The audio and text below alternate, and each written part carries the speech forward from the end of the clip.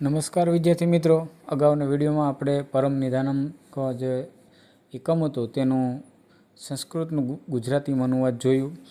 આજે આપણે વિડીયોમાં આ જ એકમનું એટલે કે ત્રીજા પાઠનું જે પરમ નિધાનમ એનો સ્વાધ્યાયનું સોલ્યુશન કરવાના છીએ. તમે જોઈ શકો કે સૌથી પહેલાં જે કંઈ પ્રશ્ન છે એ આ પ્રમાણેનો છે કે અધોલિખિતેભ્ય વિકલેભ્ય સમુચિત ઉત્તરમ ચિનુત. એટલે કે અહીં જે એ બી સી ડી એમાંથી જે સાચો જવાબ હોય એ તમારે વિકલ્પ છે બતાવવાનો છે. પહેલું છે અહમ ઘટ પંડિત, એની અંદર જવાબ આવે છે બી એટલે કે અસ્મિ. બીજું છે વાયુ ઇતિ શબ્દસ્ય પર્યાય શબ્દ ક, એની અંદર સી આવે છે વાતઃ. ત્રીજું છે ગવાક્ષ ઇતિ શબ્દસ્ય અર્થ ક, એનો જવાબ આવે છે ઝરૂખો. ચોથું છે ભૂપાલ માર્ગે સુવર્ણખંડમ, એમાં અંદર આવે છે અક્ષિપત.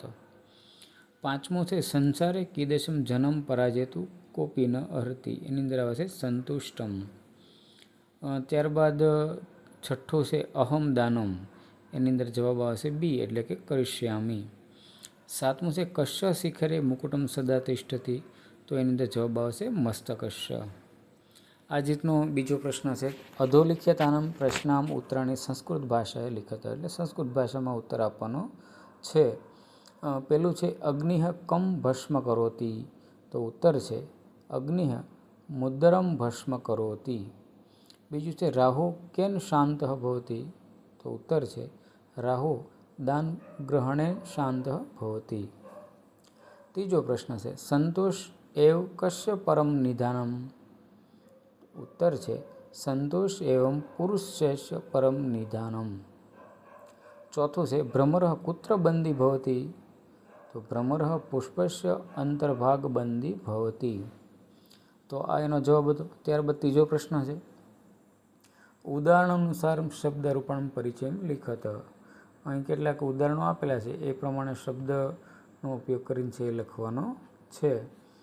ઉદાહરણ છે જનઃ, તો જન અકારાંત પુલ્લિંગ પ્રથમ બહુવચન, તો એ રીતે પ્રાસાદસ્ય, તો એ આખું કઈ રીતનું છે એ અહીં આપેલું છે તમે જોઈ શકો. ગવાક્ષ, તો એ ગવાક્ષ અકારાંત પુલ્લિંગ સપ્તમ એકવચન, એનું વૃષ્ટિનો જવાબ આપેલો છે. પંડિતમ, એનો આખો જે લાલ અક્ષર છે એ આખોનો જવાબ છે. વિવતરપ્ત્યો, એનો પણ છે જવાબ તમે જોઈ શકો.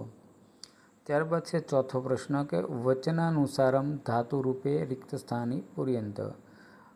ઉદાહરણ છે વર્તતે, વર્તતે અને વર્તન્તે, એનો ઉપયોગ કરી અને આખું છે ધાતુરૂપ છે આપવાનું છે. આપણે બધા જ જે આખું સાહિત્ય છે સોલ્યુશન આપેલું છે. પેલું છે તિષ્ઠતી, તિષ્ઠતઃ, તિષ્ઠન્તિ. અહર્તિ, અહર્ત અને અર્હન્તિ. એ જ રીતનું ગ્રહિષ્યામિ, ગ્રહિષ્યાવ, ગ્રહિષ્યામઃ. ચોથું છે ભવિષ્યતિ, ભવિષ્યતઃ, ભવિષ્યન્તિ, તો આ રીતે એનો જવાબ હતો. ત્યારબાદ પાંચમો પ્રશ્ન છે કે શીર્ષક અનુરૂપમ ધાતુ રૂપાણમ પરિચય લિખત.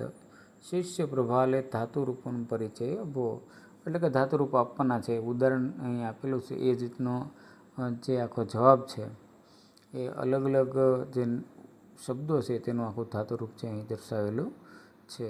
તમે આ જોઈ શકો છો. ત્યારબાદ છે કૌંસમાં આપેલા પદો વાપરીને સંસ્કૃત વાક્ય બનાવો. દાખલા તરીકે પેલું છે રાજા યુવકને જુએ છે, તો કૌંસની અંદર શબ્દ છે નૃપ યુવક દ્રશ્ય પશ્ય, તો એનો જવાબ છે નૃપ યુવકમ પશ્યન્તિ. બીજું છે લોકો સભામાં જાય છે, તો જનાઃ સભામ ગચ્છતિ. ત્રીજું છે ધારા દેશમાં ગુણોની પૂજા થાય છે, તો ધારા દેશે ગુણાનામ પૂજા ભવતી. ચોથું છે ભોજ પ્રજામાં પ્રિય હતો, તો તેનો જવાબ છે ભોજ પ્રજાસુ પ્રિય આસિત.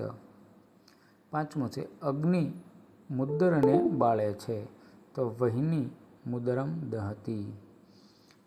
એ જવાબ જોયા બાદ સાતમું છે અધોલિખ્યતાનામ પ્રશ્નામ ઉત્તરાણી ગુર્જર ભાષાએ લિખત, એટલે કે ગુજરાતીમાં કેટલાક જવાબો આપવાના છે. એમાં પહેલો છે રાજા ભોજ કેવા હતા, તો ઉત્તર છે રાજા ભોજ વિદ્યાપ્રેમી, કલાપ્રેમી અને પોતાના પ્રજાનો મને સ્નેહ રાખનારા હતા.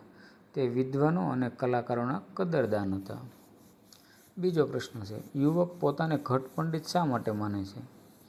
તો યુવક કહે છે કે જેમ ઘડામાં છલોછલ પાણી ભરેલું હોય તે જ રીતે મારામાં પૂરેપૂરું જ્ઞાન છે, એટલે હું મારી જાતને ઘટ પંડિત માનું છું. ત્રીજું છે, રાજા ભોજ અને યુવકનો વિવાદ ક્યારે અટકી જાય છે? તો જવાબ છે, રાજા ભોજ અને યુવકના વાર્તાલાપમાં જ્યારે સંતોષનો વિષય આવે ત્યારે વિવાદ અટકી જાય છે. સંતોષ પ્રાપ્ત થતાં બધું શાંત થઈ જાય છે. એ વચન અનુસાર રાજા ભોજ અને યુવકનો વિવાદ અટકી જાય છે. ત્યારબાદ ચોથો પ્રશ્ન, ધારા દેશની શી વિશેષતા હતી? તો ઉત્તર છે કે ધારા દેશનો રાજા ભોજ વિદ્વાનો, કવિઓ અને કલાકારોનો કદરદાન હતો. તેના સમયમાં સાહિત્ય, વિદ્યા અને કાવ્યકલાનો ઉત્કર્ષ તેની ચરમસીમાએ પહોંચ્યો હતો. આવી ધારાનગરીના સામાન્ય પ્રજાજનો પણ કાવ્ય સર્જન અને વિવિધ કલાઓમાં નિપુણ હતા. તેથી આવો ધારાદેશ દૂર દૂરના દેશોમાંથી આવતા અનેક પંડિતો અને કવિઓનો ગુણોનું પૂજન કરનારો હતો. તો આ રીતે વિદ્યાર્થી મિત્રો આપણે આ ત્રીજો જે પાઠ હતો પરમ નિધાનમ ક એના સ્વાધ્યાયના પ્રશ્નોનું આપવાનો આપણે પ્રયાસ કરેલ છે. તમને ખરેખર એ સારો લાગ્યો હોય છે અને આવા જ વિડીયો જોવા માટે તમે મારી સાથે જોડાયેલા રહો.